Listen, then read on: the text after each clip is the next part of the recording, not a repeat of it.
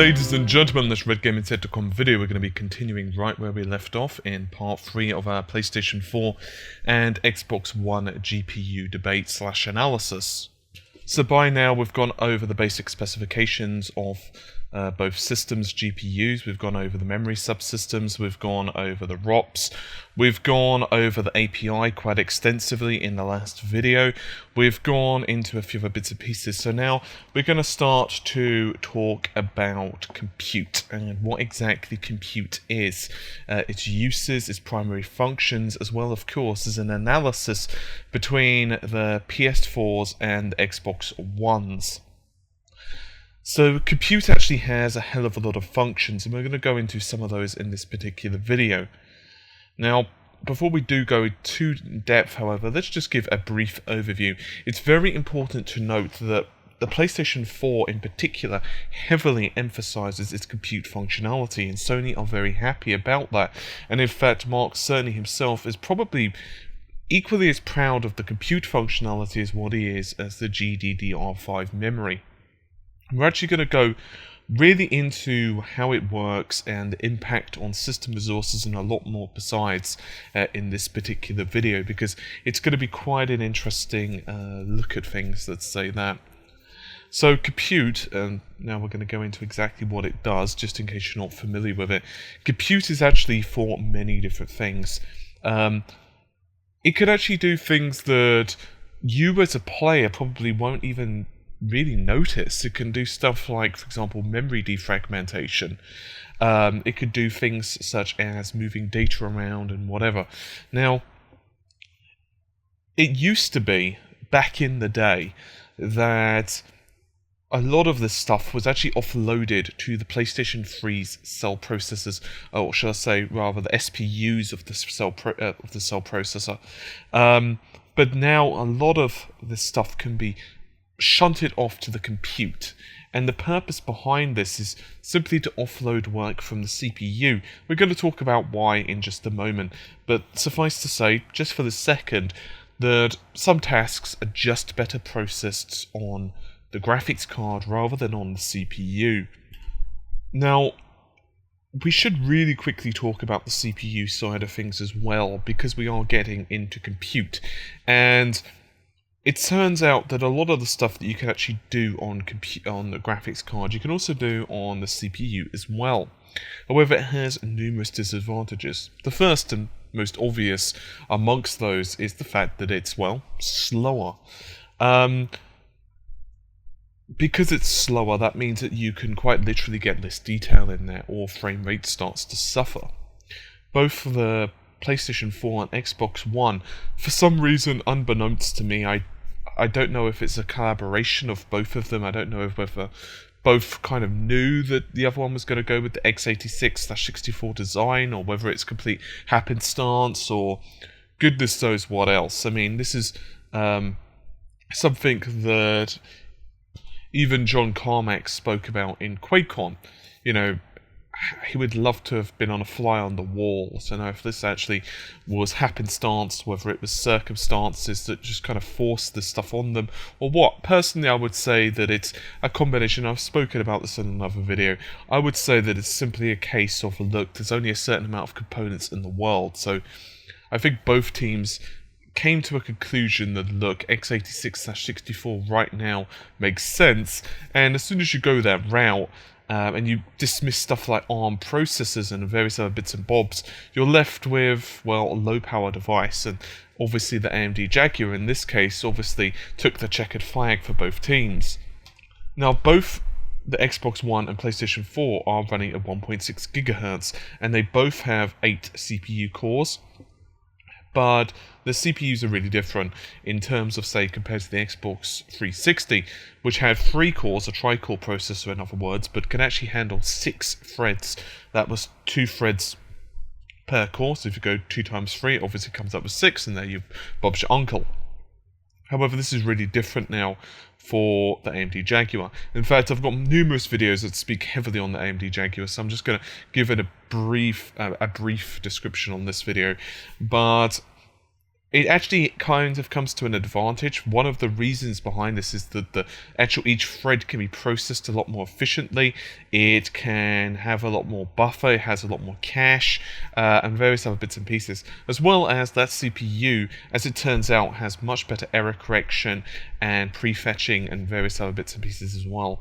In other words, quite simply put, it better understands what order data can be put into, rather than just basically reading things as a whole. So it's much better order of execution as well as other bits and pieces as well. So all of those things combined means that still the CPU is effectively a low power device.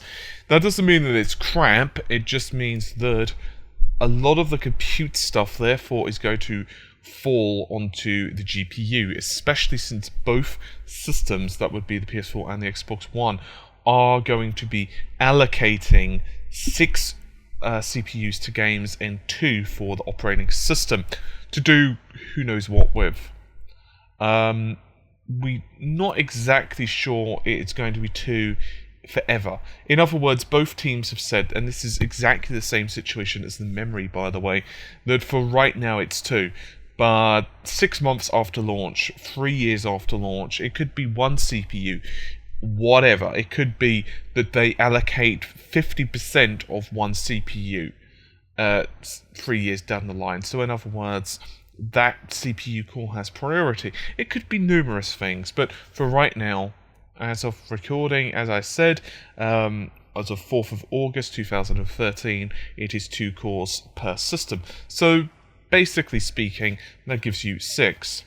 So that gives you access to software rendering, where you can move data around, physics and so on. And we know that the breakdown from various games developers, primarily Killzone on the PS4, says that right now they're just tapping into compute. And Mark Cerny and Sony as a whole, they knew that this was going to be the case. Once again, this is another issue of games developers needing to understand things. It's pretty much exactly the same thing, by the way. If you look at PC Evolution, it's a really good example, because hardware TNL, which was hardware triangle and lighting, which basically means that triangle calculations as well as lighting calculations and so on were offloaded from the CPU and placed onto the GPU, because the GPU can do it a lot more efficiently. And that's actually where it became a GPU rather than a graphics card.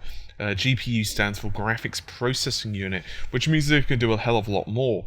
It was another evolution, for example, that actually started to put it so that it can start doing physics and so on. But that's a different story. I believe that was the 800 range from NVIDIA was where all of this started to really come together because of the way the stream processors worked. We're going to go into a lot more of this in a different video that's not PlayStation 4 orientated. I am tempted to do a history of graphics cards and various other bits and pieces, because there's still a hell of a lot to speak of on this particular subject. However, for this one, just know that we're still really in the dawning age of this stuff, and as it turns out, back in the day, graphics cards used to be fixed function, but now they became a hell of a lot more programmable.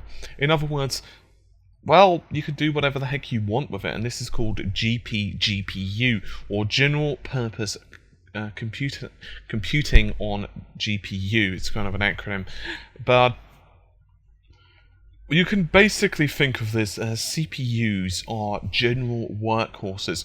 They can tell pretty much any part of the system what to do. They can handle multiple different tasks.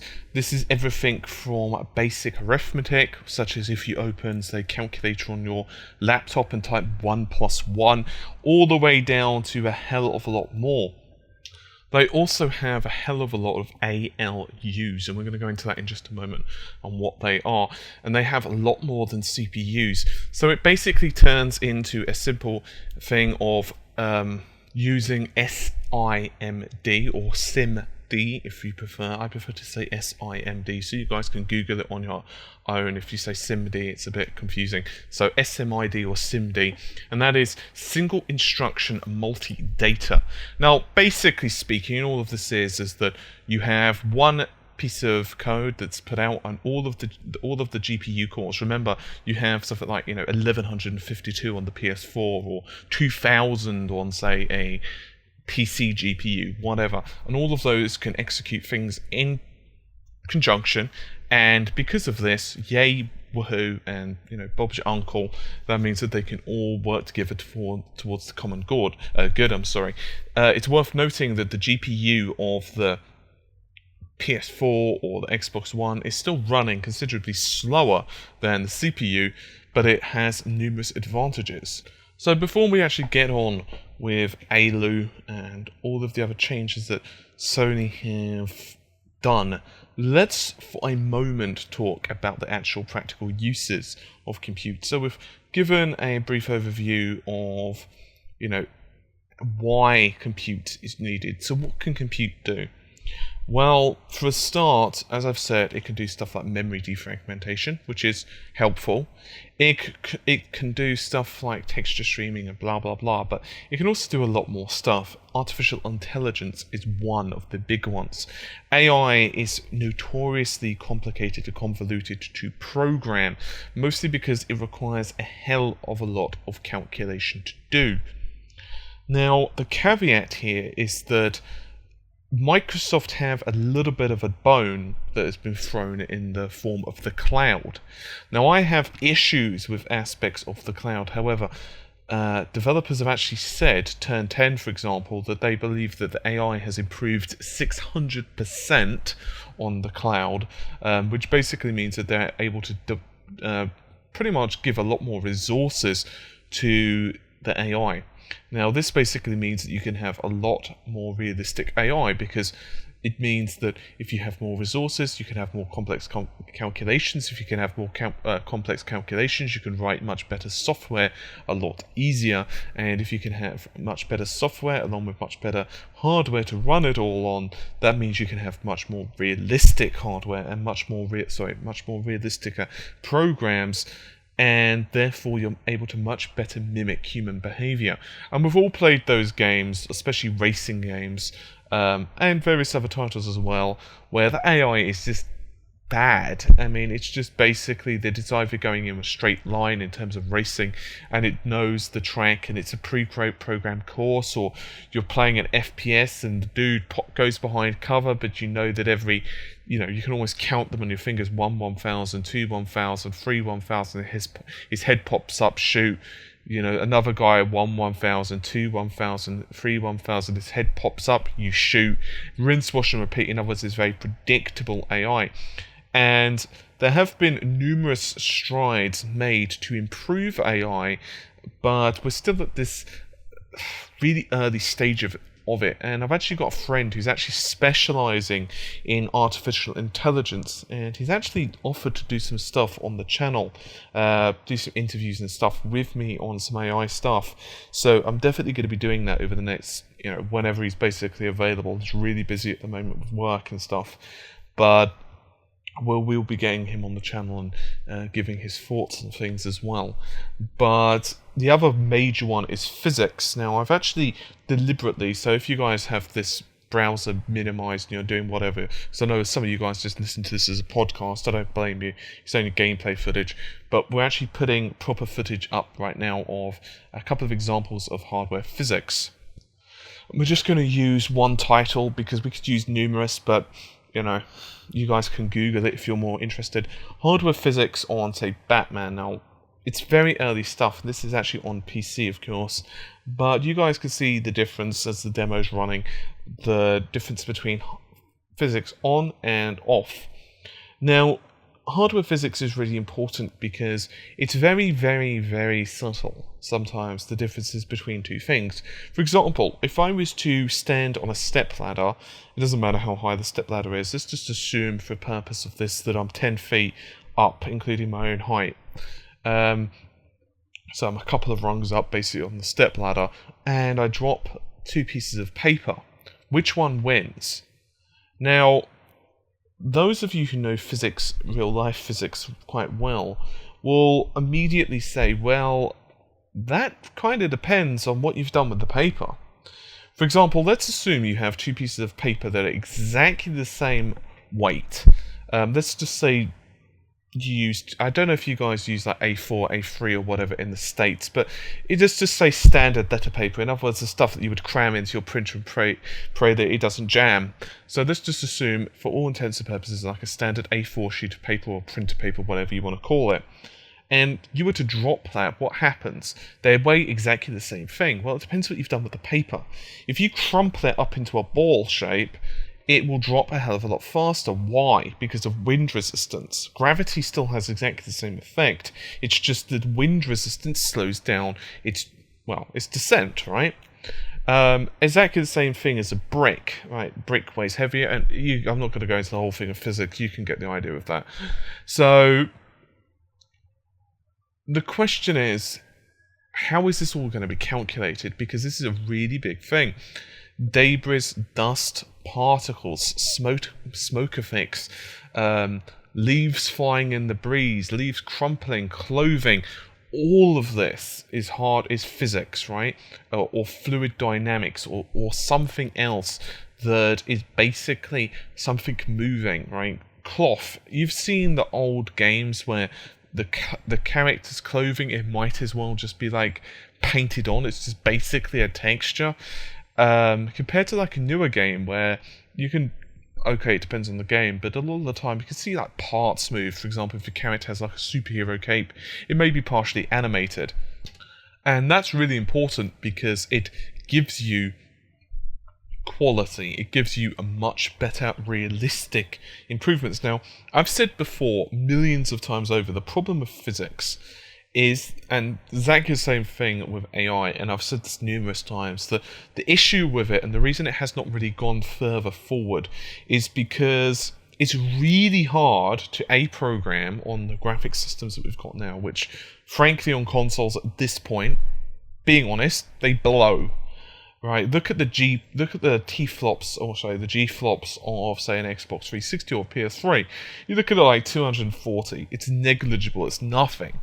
Compare that to like 1.84. And we're actually going to go a lot more into this in just a second.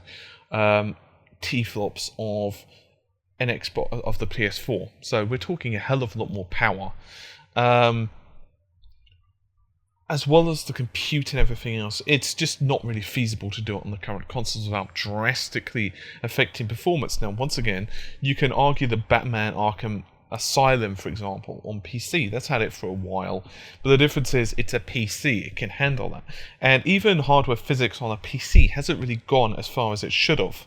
And that's simply because, well, it's an extra. The games developer has to say, well, only a certain portion of GPUs on the PC can handle this for A, and for B, we still have to program it anyway because the consoles aren't able to. This is another point as what I've been making about how I think personally that new consoles are going to be fantastic for everyone. So, okay, we've given a few examples now. Hardware physics, artificial intelligence, and goodness knows what else. So, enough stalling. Let's actually go into how this is going to work on both systems. So, before we get into the actual real specifics of this, let's talk about the GCN architecture and its overall role. So the GCN architecture is really good for handling compute, as it turns out. And that's really good news for the PS4 and the Xbox One, as it turns out. But the PlayStation 4 has some numerous changes that drastically improve it. For a start, it has, well, more GCN cores. Now, the Xbox One does have a slight GPU upclock. It's 853 compared to 800. Whether Sony in the end will, change this either via a BIOS update or whatever, we don't know. It could be that 6 months down the line, Sony say, well, we're going to overclock the GPU because we found out that, like Microsoft, we were a bit too subtle. We didn't realize that we could actually get a bit more speed out of it. We don't know. But just for now, let's just assume they've got 50 megahertz increase, which is about 6.6%, is basically what it's coming down to. So it's still just over 40% extra performance on the PS4 compared to the Xbox One. That is not including the changes that Sony have made on the actual GPU, and we're going to go into those now. ALU, also known as ALU, stands for Arithmetic and logic units. And it's basically there to help to perform integer and logical operations. Now, because CPUs have to be used for general purpose, they have to do so many different things, they have less ALUs. Now, these ALUs are extremely important because Sony have actually enhanced the PlayStation 4's GPU with extra ALUs. More than that, that doesn't just work by itself. Because, as it turns out, you need to actually issue instructions to those things. And this is a quote from Sony. The original AMD GCN architecture allowed for one source of graphic commands and two sources of compute commands. For PlayStation 4, we've worked with AMD to increase the limit to 64 of compute commands. The idea is if you have some asynchronous compute you want to perform, and you put the commands in one of those 64 queues, and then those multiple levels of arbitration in the hardware determine when, what runs, how it runs, and when it runs alongside the graphics in the system.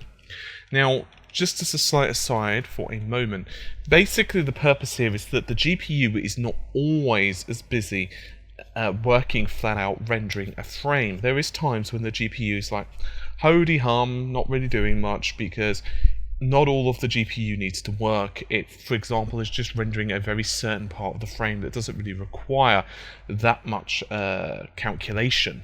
For example, opaque shadow maps, they don't really require things such as pixel shader because it's all done on vertex and rasterization. So right there, it doesn't need to do anything. This means that right that second, you can start processing compute functionalities.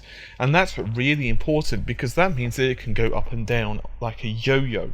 It could say, okay, don't need it this second, and it could turn the dial for the AI all the way up, or should I say for compute all the way up. On the other hand, if it's like, okay, well, you know what, I've got to process really heavy scenes right now, then the opposite is also true. This is going to really work well because you may remember really early a video, maybe 2 videos ago, I was speaking about God of War. And do you remember how I was saying about fixed frame rate? Versus the versus variable frame rate. Now, the variable frame rate of God of War is really a good example because they did this to better increase detail or to decrease detail as and when they need it. So once again, just assuming you haven't watched the other video or just to refresh your memory, on times of heavy action, they'll dial down the detail of the surrounding areas, of the baddies and whatever else, because, well, they need it to be a faster frame rate. When the opposite's true and they're showing off this really awesome vista and goodness knows what else, well, okay, it doesn't matter if the frame rate dips to about 30. So in other words, they can say, okay, well, we're not shooting for 45 frames per second, for example, in combat. It's cool if it goes to about, 30, because as long as it looks smooth and it doesn't chug and drop, significant frames, it doesn't matter too much. Now, Sony did other bits and pieces as well. What they also did is that they changed the GPU's level 2 cache. Now, I'm sure many of you are aware of what cache is, but I'll just quickly go over it. It's a very small, very fast piece of memory that's located on die. Now, this basically allows the GPU, and I'm talking about their changes, it allows the graphics processing and asynchronous computing to both access the cache simultaneously. This reduces latency. And because they added another bus to the GPU itself, this allows it to read directly from system memory. And it also allows it to bypass both the level 1 and level 2 caches. This means that the data, when passed between the GPU and CPU, is tiny. You don't have to worry about needing to synchronize the data. This is much better for, well, compute functionality. Now, it's also a fair assumption to assume that the APIs themselves for the PlayStation 4, remember, they've been written from the ground up. Therefore, it's a very good bet that the APIs, as well as the controls of the PS4, remember that you can basically write bare metal. So, in other words, you're able to say, okay, well, I want to write directly to the hardware. What the hell does this mean? This means that as a developer, you can access this directly, and you can say, well, gee whiz, I want to start using this compute. Once again, this is going to take a while. This means that there's going to be far lower overhead, because not only do you have more ALUs anyway, you're able to schedule it in much better times where the GPU's not doing anything. In other words, it's not going to be a case where, okay, well, I need to use physics, and therefore, okay, well, that gives me, let's just pull a number out the air, 30% less GPU power because I need to run physics. That's not the purpose of this, and Mark Cerny is not an idiot. When I originally was doing videos of this, by the way, a lot of the stuff wasn't made clear, so of course it is still going to have an overhead. It's not going to be 0%, especially if there's going to be heavy hardware physics or whatever involved. However, it's certainly not going to be a huge impact. So once again, these changes do not mean that the card is suddenly, and I'm talking about the GPU is suddenly not more powerful than something like a GTX Titan or a GTX 680 or the 7970 from AMD. It's just not, but it has a lot more fine-grained control. This allows it to do a lot more with tiny overhead in comparison to a desktop PC. As far as what we understand, bear in mind that Microsoft haven't revealed everything of the infrastructure yet. It's being more cagey. I don't like to use the word cagey because it's completely within their right to hold stuff back. But as far as what we understand it's a lot more of a standard affair. They've not made these specific changes. So, compute, it hands down owns the Xbox One. But there are a few caveats. For a start, cloud computing. Now, once again, AI is an okay example, because AI, for the most part, particularly on titles like racing games, it's not really a prerequisite. The GPU as well is not doing anything at this point. For example, they say, well, it's freed up like 20% of system resources, and that's great, because let's assume that your GPU's at deficit to begin with. Well, freeing up 20% of that from AI, it means that you could do other shiny things with it. Similarly, this does allow other things as well. For example, not limited to, but cityscapes and so on, it allows you to draw things in the background and render physics in the background that you do not directly interact with. This is weather effects and so on. Now, some people are really skeptical about cloud computing and the mixture, and Mark Cerny is one of them. This is one of the reasons he's still not really sure about it with the PS4. I'm not 100% sure about it. I think it does have some practical applications, particularly with titles like persistent world games, like for example Grand Theft Auto, like for example Skyrim, because I think it would allow much better things in the background. For example, could you imagine in a really distant mountain you could see lightning, say, striking rocks, and they break off, and clouds of smoke as, like, mages fight each other or whatever in the distant background, and that could most likely be done much better on the cloud. However, it does have issues, mostly frame synchronization. This basically means that, let's say you're playing a game where you need to shoot someone directly. Well, let's say you're hitting someone with, I don't know. Let's say you're playing like a Dragon Ball Z game, let's just use that example. You fire Kamehameha at someone, the actual wave of, destruction and whatever has to be synced per frame. It can't lag like 3 frames or 4 frames per time, because that's just going to look unrealistic and be crap.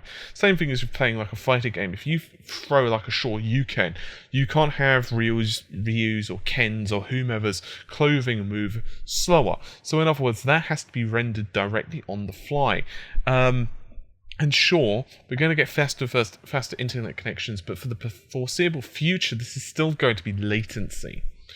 And I don't think we're going to be getting rid of that anytime soon. So definitely the PS4 wins because of the various advantages in this particular area. I think Microsoft, the ability to shift off physics, in theory, it does mean that, of course, the Xbox One does have more ability to render because of the cloud, but I have a couple of concerns. Primarily, how many developers are going to use it, because let's say your internet connection goes down, you're going to have bitching for days.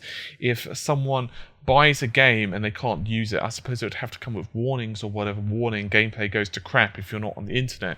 I, of course, jest, but you guys get the idea. The other problem with it is it depends how easy it is to access. Now, Sony are trying to make this as easy as possible. Once again, however, it's going to be a case of the developers really needing to get their heads around it. It's not going to just be like, oh, okay, I understand everything. Because remember, Killzone Shadowfall has been created... Well, it's been created with... only using one compute function. So far, anyway. That was the demo available. We don't know if they've changed it since. And that is for memory defragmentation. Wait, right. So it's about the 30-minute mark, and I think I've covered just about everything I need to with compute. There may be one or two things that I'm missing, but I don't think I am. If so, I'll clear it up in the next video. I think I've got everything. I've literally got about 25, maybe 30 tabs open right this second. But hopefully you guys have enjoyed the video. This is one of the reasons I wanted to split this into multiple videos, because I had feelings that some of this stuff is going to run into really lengthy parts. The next part is going to be going over yet more Sony-specific changes to the GPU. We're also going to be getting more into textures and various other specifications that I'm not even going to bother to mention right now. It's going to be a hell of a lot of stuff, I can assure you of that. I can only hope that you will join me in the next video. I need a mental break, so it's probably going to be tomorrow, because I still have more stuff to record and other goodies as well. So hopefully you've enjoyed the video. I can only hope see you soon, my friend, but for now, bye for now, and take care.